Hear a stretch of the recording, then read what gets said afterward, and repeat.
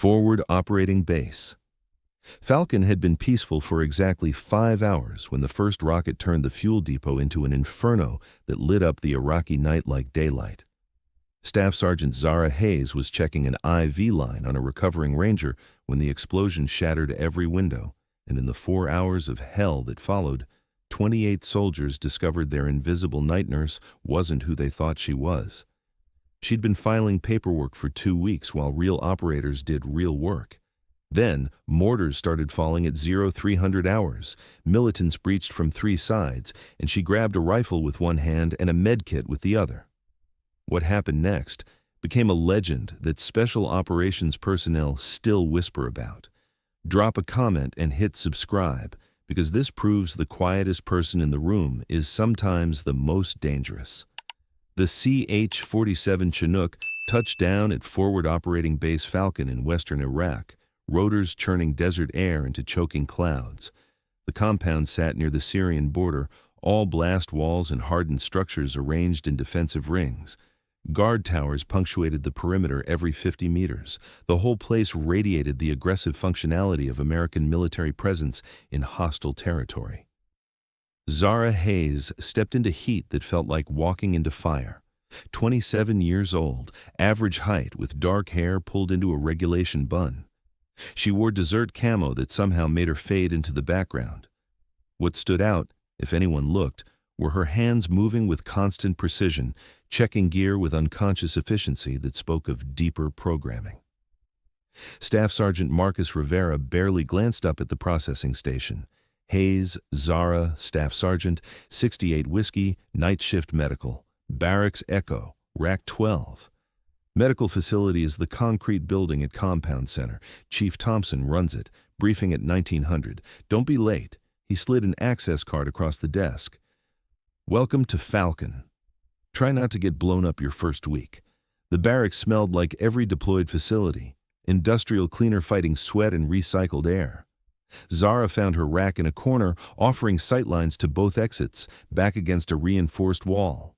The choice was automatic, driven by instincts from places where sleeping arrangements determined survival. She unpacked with methodical precision, uniforms folded exactly, gear positioned for instant access, medical texts within reach. The one photo showed her in different fatigues with 4 other people whose faces had been digitally obscured, leaving her alone. Forward Operating Base. Falcon's medical facility occupied a hardened structure built to survive indirect fire. Thick concrete walls surrounded treatment areas with modern equipment. Inside, medics moved between stations preparing for casualties that might arrive in minutes or days. The air carried competing scents: antiseptic, strong coffee, and metallic tension. Chief Warrant Officer Daniel Thompson was 40, with a face that had seen too much trauma. 15 years in combat medicine across 3 countries. When Zara reported, he actually looked at her with full attention. Hayes night shift, 1900 to 0700, patient monitoring, meds, wound care, documentation. Standard procedures unless we get casualties, then you assist and stay clear unless directed.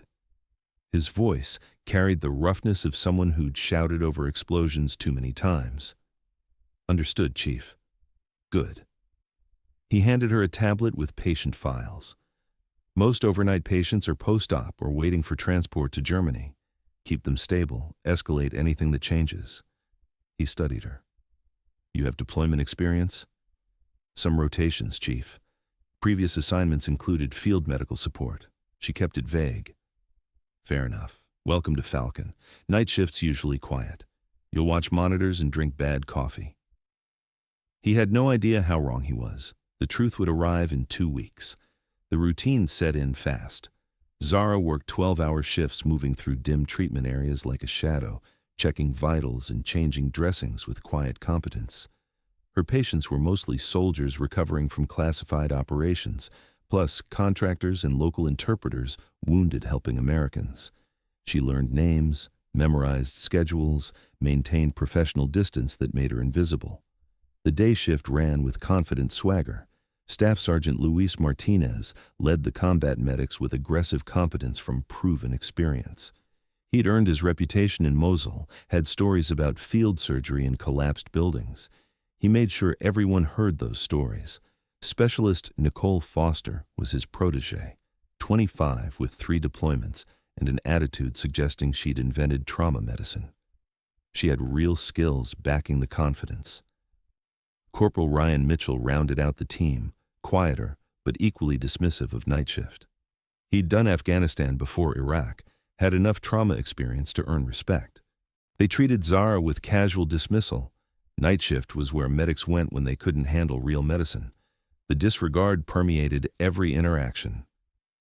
During one shift change, Martinez didn't lower his voice. Night shift must be easy. Getting combat pay for babysitting sleeping patients while actual medics handle real work. Foster added her contribution. I heard she came from some stateside hospital. Probably never seen a real trauma case outside training. Mitchell kept quiet but didn't contradict them. The message was clear. Day shift handled critical work, night shift was glorified sitting. Zara continued her charting without reaction. She'd heard this for 2 weeks. The word slid off because she'd learned that people who talked most about capabilities rarely delivered when situations turned critical. But Chief Thompson noticed things others missed. He'd been watching his night shift nurse with growing curiosity. The way she moved showed awareness beyond standard training, how she positioned herself during patient care, always facing doors, back, never to open spaces. One evening, he found her reorganizing trauma kits with modifications that weren't standard protocol. Tourniquet placement for one-handed deployment, hemostatic gauze packed for low-visibility use, configuration allowing someone to grab supplies without looking in a firefight. Thompson had seen that arrangement once in a classified briefing about special operations medical capabilities. Interesting setup, he commented neutrally. Zara's hands paused briefly. Just optimizing efficiency, Chief. That's not standard configuration. That's specialized tactical medical. Where'd you learn that? She met his gaze with eyes revealing nothing. Previous assignment had unique requirements, Chief. Some habits stick. Thompson let it drop, but filed the observation. Everyone here carried secrets. Most just hid them better. The intelligence brief arrived Wednesday morning with casual delivery suggesting nobody believed it. Enemy activity had increased significantly. Drone surveillance showing unusual persistence, communications intercepts suggesting coordinated planning, local informants going silent in patterns indicating systematic intimidation. The analysts included standard recommendations about enhanced security and increased vigilance. Checkbox items everyone acknowledged without internalizing, because Forward Operating Base Falcon had been secure since establishment. Base Commander Colonel Jennifer Marshall reviewed the assessment at staff meeting. Elevated threat environment, possible coordinated action, recommend enhanced perimeter security. She looked around at faces showing concern and boredom. Standard precautions, stay alert, follow protocols. Questions? Nobody had questions. They'd received similar warnings monthly. Nothing had materialized beyond occasional distant fire or rare IED discoveries. Falcon felt secure. Zara heard about the brief third hand, reading the summary on the bulletin board. Her reaction differed completely. She spent extra time during rounds that night, studying the compound with tactical eyes, identifying cover positions, noting which structures were reinforced versus prefab, calculating distances to defensive positions and evacuation routes. Just mental exercises, she told herself, professional habits from that previous career. But survival skills didn't fade because paperwork changed. The assault began at 03:15 hours under moonless sky when the compound was at minimum manning. The first rocket hit the fuel depot, detonating with massive explosion that lit the night like daylight. The blast triggered every alarm. Before anyone processed the first impact, 5 more rockets followed rapidly, walking destruction across the compound with precision, suggesting detailed reconnaissance. This wasn't random harassment. This was coordinated assault by fighters who knew exactly what they were doing. Zara was checking a Ranger's post-surgical drain when the first rocket hit. Lights flickered, died, emergency power kicked in with a diesel groan. Emergency lighting bathed everything in red. Her reaction was immediate. Drop the chart, move to observation, assess the situation. Muscle memory took control. Outside, the compound erupted into controlled chaos. Personnel poured from barracks, sprinting toward fighting positions while leaders shouted orders. Another rocket impacted near the command center, close enough to shake the medical facility. Then, mortars started. Not random harassment, but precisely targeted indirect fire from multiple positions simultaneously. The enemy had studied American defenses, identified key structures, and was systematically destroying capabilities before the ground assault everyone realized was coming. Chief Thompson burst into the ward, already issuing orders. Hayes, evacuate ambulatory patients to the hardened shelter now. Anyone who can walk moves immediately. If they can't walk, we carry them. We've got casualties incoming, and this facility is about to become critical terrain. The ward held 12 patients. Zara moved through them with systematic efficiency, assessing mobility and prioritizing evacuation. The Ranger was ambulatory despite surgery. 2 Marines with extremity wounds could manage with assistance. 3 more could walk with support. That left 6 requiring litter carries, including 2 on life support needing uninterrupted power. She was coordinating evacuation when Martinez and his team arrived, summoned by the attack. They entered hard, adrenaline pumping, ready for mass casualties. Martinez immediately started directing, taking command from Thompson, organizing trauma bays. Hayes, he snapped, seeing Zara mid-evacuation, get out of the way and let trained personnel handle this. She didn't have time for ego. Currently evacuating non-critical patients to hardened shelter per Chief Thompson's orders. Ambulatory moving now. Litter urgent, require 2-person teams. I don't need status from night shift. Martinez's face flushed. I need this space cleared for real casualties. Move your patients, then stay in the shelter where you won't interfere. Another explosion shook the building, close enough to crack windows and send glass across empty beds. Small arms fire followed immediately. The enemy had breached the outer perimeter, pushing toward the medical facility. Thompson tried intervening, but Martinez was already past him, directing Foster and Mitchell to prepare receiving areas, while ignoring they still had 12 vulnerable patients scattered through a facility taking fire. Zara made a command decision. She grabbed the nearest gurney and moved to a life support patient, a young Ranger who'd taken chest trauma 3 days prior. His ventilator kept him alive with mechanical precision that would fail if power was interrupted. Can't move him without ventilation, Corpsman James Carter said, hovering protectively. Battery backup gives us 75 minutes, Zara replied, her hands already disconnecting tubes with practiced confidence. We transfer now, reconnect in the shelter with generator power. You manage the ventilator, I'll handle IV lines. Stay low, move fast. Carter looked at her with surprise. Most personnel treated complex life support like it was radioactive, but Zara's hands moved with absolute confidence, someone who'd done this under worse conditions. They moved as a coordinated team, keeping the patient stable while navigating through a ward becoming a combat zone. Glass crunched under wheels. Smoke filtered through compromised seals. Gunfire grew louder, closer. By the time they reached the hardened shelter, Zara had transferred 3 critical patients with Carter and another corpsman who'd taken cues from her systematic approach rather than Martinez's frantic directions. The hardened shelter was built to withstand everything short of direct artillery hits. Reinforced concrete walls surrounded a space with dedicated generators. It wasn't large enough for surgery, but could maintain patients until the situation stabilized. Zara was reconnecting the ventilator when Thompson found her. Outstanding work, he said simply, because there wasn't time for praise when casualties were arriving. The wounded started flowing through within minutes. A sergeant with arterial thigh bleeding, tourniquet probably saving his life. A lieutenant with torso shrapnel, multiple penetrating wounds possibly compromising organs. A specialist whose arm barely attached, held together by field dressings. Martinez's team fell into practiced rhythm, coordinated efficiency from training and experience. They were genuinely good at trauma medicine, Zara acknowledged objectively. They understood protocols, knew how to prioritize, delivered care keeping people alive. But they were operating in a facility still taking fire, with suboptimal positioning under conditions requiring more than clinical knowledge. Another explosion outside, followed by sustained automatic fire very close. A runner burst through the entrance, blood streaming from fragment wounds, shouting that the enemy had penetrated the inner perimeter and was targeting the medical facility. They were trying to collapse American medical capability. Thompson made his assessment in seconds.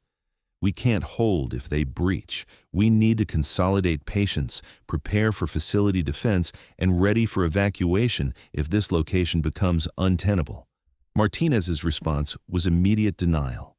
We can't move these patients. They're mid-procedure, unstable, some won't survive transport. We hold and wait for security to push them back. And if security can't push them back? Thompson's question hung in smoke-filled air. If they breach and we have patients scattered with no defensive preparation? That was when main power failed completely.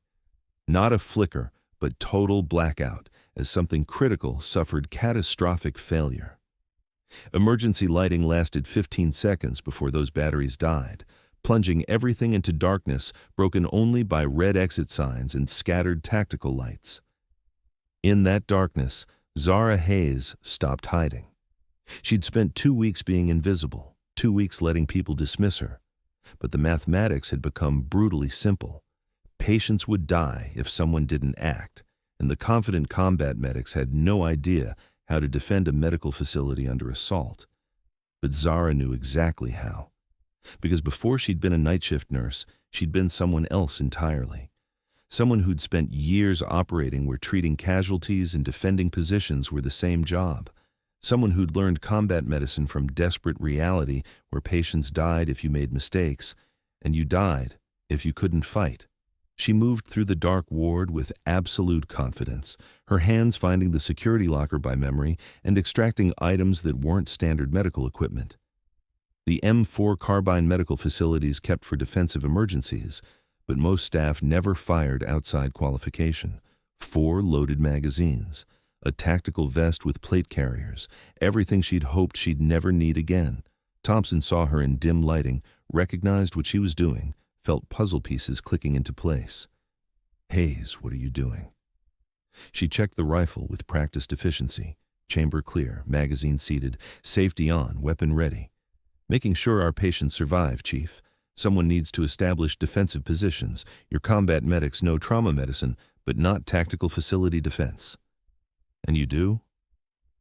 Zara looked at him with steady eyes, and for the first time in 2 weeks, she let him see what she'd been concealing. Yes, Chief. I really do. Before he could respond, automatic weapons fire shattered the main entrance. The enemy was at the perimeter, and the medical facility had just become ground zero. The transformation was immediate and absolute. 1 second, Zara Hayes was the quiet night nurse. The next, she was someone Thompson barely recognized, moving with lethal purpose toward defensive positions while maintaining awareness of patient locations. Martinez saw her and panic crossed his face. What the hell, Hayes? Put that weapon down. You're a nurse, not infantry. Get back to the shelter. She ignored him completely, attention focused on the tactical situation outside. Through shattered windows, muzzle flashes marked enemy positions, advancing with professional coordination. Hayes! Martinez's voice climbed an octave. That's a direct order. Put down the weapon. Zara's response was conversational. Sergeant Martinez, in approximately 30 seconds, armed hostiles are going to attempt entry. You have 2 choices. Argue about chain of command, or get your patients into the shelter and let me do what I was trained to do. Decide fast. Another explosion rocked the facility. Someone screamed.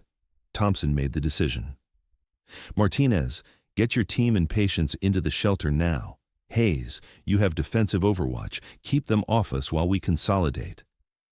Chief, that's insane, Martinez started, but Thompson cut him off. That's an order. Move now or I'll have you removed. 3 seconds. Martinez looked between them, seeing something that penetrated his ego. He turned and started barking orders. Zara used the time to establish proper defensive positions. She moved equipment to create firing lanes covering the main entrance and windows, positioned trauma supplies within reach, because she knew she'd be treating casualties between engagements. Verified magazines were seated and spare ammunition was accessible. Every movement was economical, practiced, muscle memory from thousands of repetitions. The enemy hit 30 seconds later, exactly as predicted. The main entrance took sustained fire from a PKM machine gun, heavy rounds chewing through the door. 2 fighters breached immediately after, flowing through with weapons ready. They never saw Zara in her position. Her first controlled pair caught the lead fighter center mass, dropping him in the doorway. The second fighter had a moment to register someone was shooting back before her next shots found him. Both went down, their bodies creating an obstacle for the next wave. Outside, shouting in Arabic directed fighters to find another entry. Zara tracked the voices, building a mental picture. At least 8 more fighters outside, possibly more in reserve. They'd expected an undefended facility. Finding someone who could shoot had disrupted their timeline. The respite lasted 20 seconds. Then, automatic fire poured through multiple windows simultaneously, suppressive fire while assault elements maneuvered. Zara went low, letting bullets snap overhead while calculating firing solutions. A fighter appeared at the western window, climbing through with his AK-47. Zara dropped him with 2 shots before his boots touched floor. Another tried from a different angle, throwing a flashbang before entering. The device detonated with crack and white light, but Zara had heard the metallic clink and turned away, closing her eyes to protect night vision. When the flashbang cooked off, she was moving to a new position. The fighter came through expecting a stunned target. Instead, he found Zara at an unexpected angle with her rifle on target. He went down without firing. The attack faltered. Enemy fighters pulled back, regrouping. They'd lost 4 men in 90 seconds to someone fighting like a professional operator. The shouting outside grew more animated. Heated discussion between leadership and subordinates, less enthusiastic. Zara used the lull to check ammunition. 2 magazines expended, 2 remaining plus a partial. Not enough for sustained engagement. She needed to change the tactical equation. Thompson crawled toward her position. "Hayes, what the hell are you?" She topped off her partial magazine. "Someone who knows how to do this, Chief. Can we discuss my personnel file later?" "Fair point. We've got everyone secured except 2 critical patients who can't be moved. If we evacuate, those 2 die. Then we hold." Zara scanned the ward. "How many security personnel can reinforce?" Thompson's expression answered before words. "Security is stretched across the perimeter. They're taking casualties and running low on ammunition. We're not getting reinforcements." Outside, the enemy resumed with renewed intensity, attacking from multiple angles. Zara transitioned between targets with fluid efficiency. A fighter flanking through the northern window went down to controlled pairs. Another attempting the main entrance took rounds, sending him stumbling back. But she was one person against an organized force, and mathematics were working against her. Ammunition depleting faster than sustainable. The enemy was learning her patterns, adapting. That's when Martinez did something unexpected. He emerged from the shelter with his sidearm. "Hayes," he called, voice showing scared determination.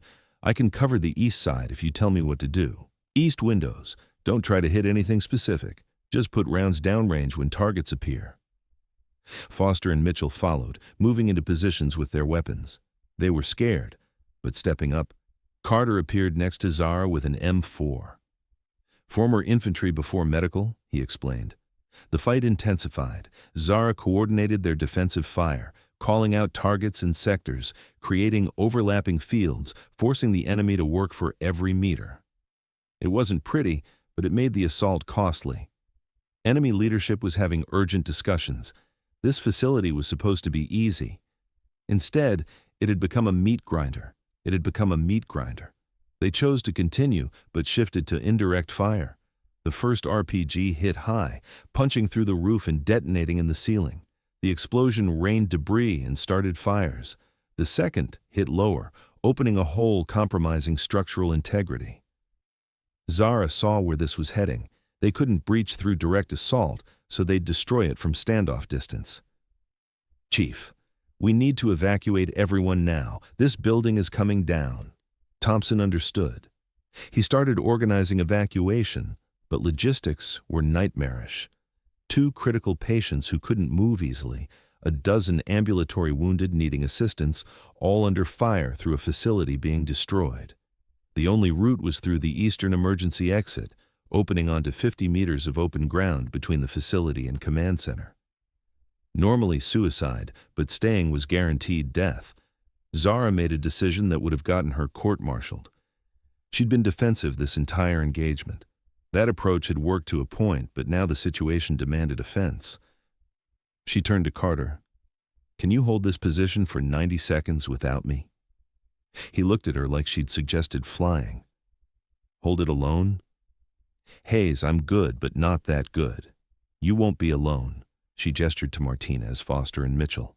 "You direct their fire. Keep the enemy focused here. Make them think we're still defending in place." Carter processed this, arrived at her conclusion. "What are you going to do?" Zara checked her remaining ammunition. 2 magazines plus a partial, maybe 55 rounds. "I'm going to give them something else to worry about. Keep them busy for 90 seconds, then start evacuation. Use smoke, move fast, get everyone to the command center. I'll cover withdrawal."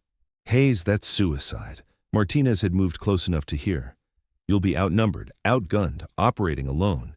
You'll be dead before you get 20 meters. She looked at him with an expression almost gentle. "Probably. But if I don't go, we're all dead when the next RPG brings down the roof.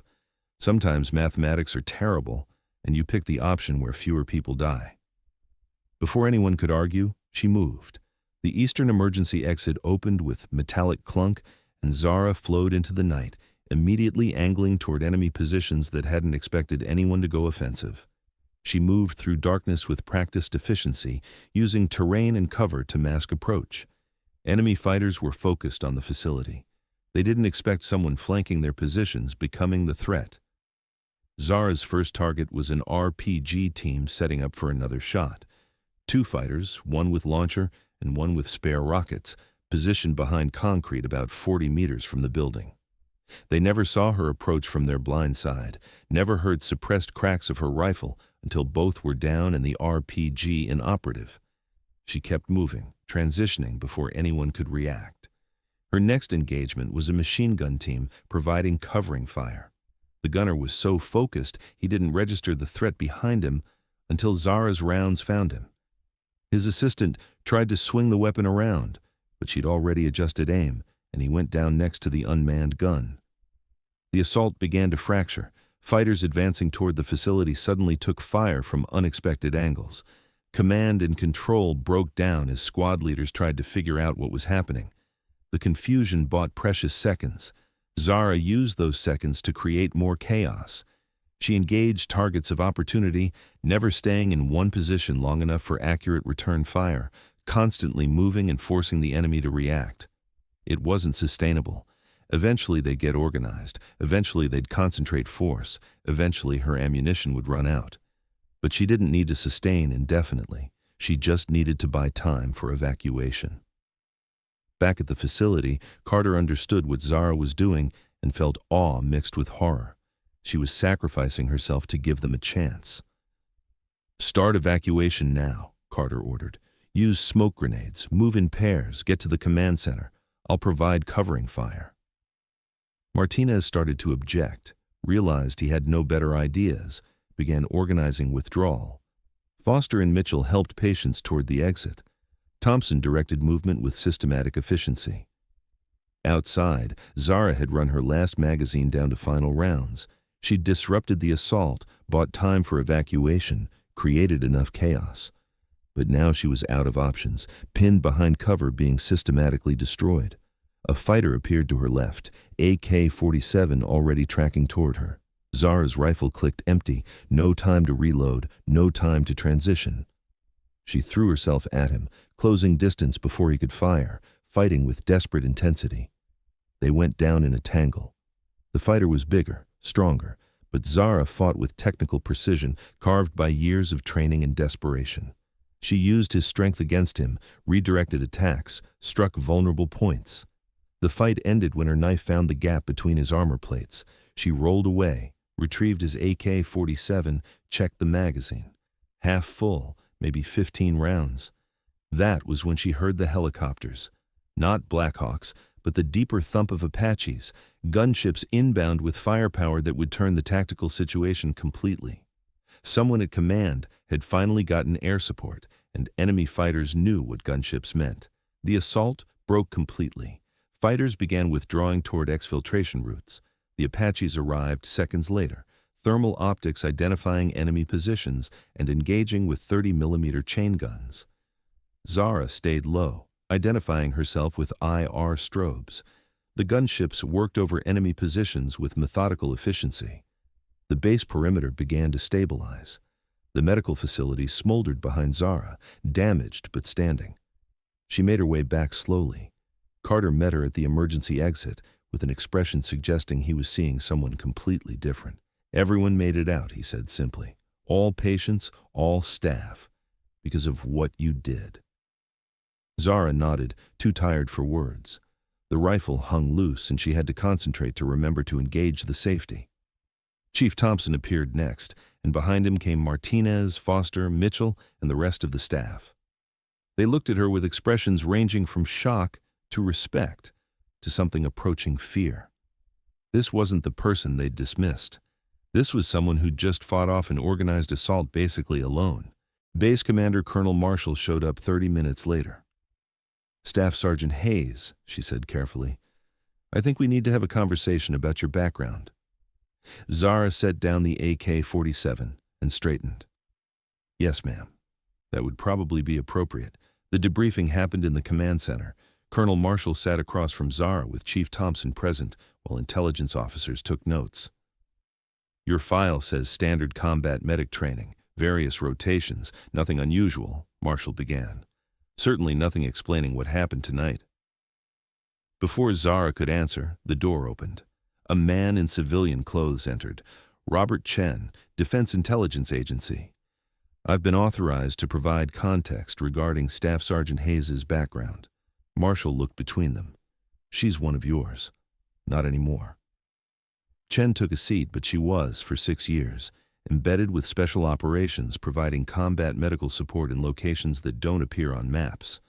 She did 163 missions with a casualty survival rate that made her a legend.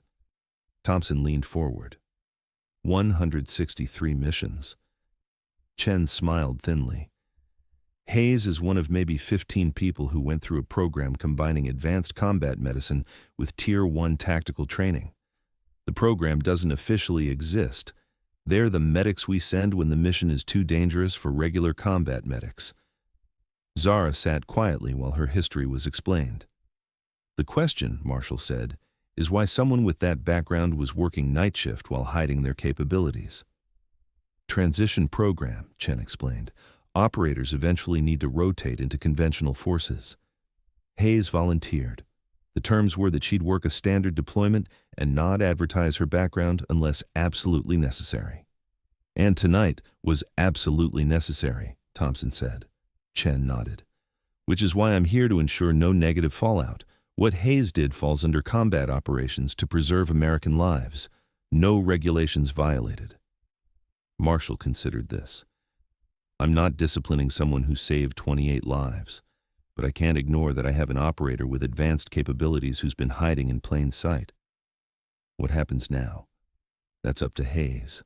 Chen turned to Zara. "You fulfilled your transition terms. You could request reassignment to your old unit or stay here and finish your deployment." "I'd like to stay," she said quietly. "Finish the deployment, keep working medical, teach people here what I know so maybe next time they don't need someone like me." Chen nodded slowly. "Then I'll file the paperwork. You remain assigned as a staff sergeant with standard medical specialization. What happened tonight gets classified. The people here know what you did, but outside this base, you're still just another medic." After he left, Marshall spoke. "I'm putting you in for a commendation, Hayes." "Thank you, ma'am. But I'd rather you recognize the people who stood up and fought, despite being scared and untrained. Martinez, Foster, Mitchell, Carter. They made the real difference." The next morning, Zara returned to the medical facility. The main ward was damaged, but Thompson had set up temporary treatment spaces. Martinez found her supervising equipment movement. "Hayes," he started, then stopped. I was wrong about you. Completely. I'm sorry, and if there's anything I can do, name it. She looked at him steadily. You can start by treating everyone in this unit with respect, regardless of shift. Night shift nurses aren't invisible. They're professionals doing essential work. Fair point. Martinez smiled ruefully. Also, would you be willing to run tactical medicine training for those of us who apparently don't know anything about operating under fire? That, Zara said, I can do. Over following weeks, Forward Operating Base Falcon returned to normal, though normal had been redefined. The facility got rebuilt with improved defenses. Training programs were established teaching tactical medicine under fire. Zara continued working night shift, but the way people treated her had changed completely. Soldiers nodded with genuine respect. Combat medics sought her guidance. Even the commander acknowledged her. They started calling her Doc, the title for medics who'd earned their place. Some special operations personnel called her Nightingale 6. Carter became close to a friend. They worked night shift together, maintaining routine while occasionally discussing tactical considerations. Thompson used her expertise to overhaul defensive preparations. She taught classes on tactical medicine. Martinez transformed from antagonist to protege. His arrogance got tempered by genuine humility. Foster and Mitchell followed similar paths, their dismissal evolving into understanding that every role mattered. The transformation rippled outward. Soldiers started seeing support staff differently. That quiet nurse might have capabilities you'd never suspect. 2 months later, Thompson offered her a position training combat medics at Fort Sam Houston. That's generous, Chief, but I don't know if I'm the right person. Thompson smiled. I'm asking you to take everything you learned and use it to make sure other medics survive. You've operated at the highest levels. Now make sure people who come after you are better prepared. I'd need to clear it with some people, she said finally. Take your time, but know the offer stands. What you did here matters, Hayes. After leaving his office, Zara walked through the rebuilt facility. She saw medics using techniques she'd taught them. Carter caught up with her outside, heard about the offer. You gonna take it? Maybe. Seems like a waste not to share what I've been through. I think you should. What you taught us made a real difference. They watched the sunset paint the desert orange and purple. One more thing, Carter said. Whatever you decide, just know that what happened here mattered. You changed how we think about what's possible. That's worth something. Zara nodded. She'd spent 2 weeks trying to be invisible. But maybe that person wasn't something to leave behind. Maybe it was something to integrate and use to make things better. The night shift started at 1900 hours. Zara made her rounds with systematic efficiency. But now when she moved through the ward, people saw her. Really saw her. Martinez was working late. He nodded with genuine respect. Foster and Mitchell were prepping trauma bays. Thompson was drafting curriculum proposals, all traceable back to one night when a quiet nurse had stopped hiding and reminded everyone that appearances deceive, that the most dangerous people are often the ones you'd never suspect, and that sometimes the person who looks like they don't belong is exactly who you need. Zara finished her rounds and settled into routine, watching patients heal. Outside, the base continued operations, and in the medical facility, a night shift nurse worked with the same professionalism, helping people heal while carrying knowledge that if things went sideways again, she could do what needed to be done. The wolf doesn't announce itself to the sheep, but it never forgets what it is. Even when wearing a nurse's uniform and working night shift at a base in Iraq, surrounded by people who think they know exactly who you are, right up until the moment you show them they were wrong about everything. Thank you for watching. Subscribe to hear more powerful stories of brave women in uniform.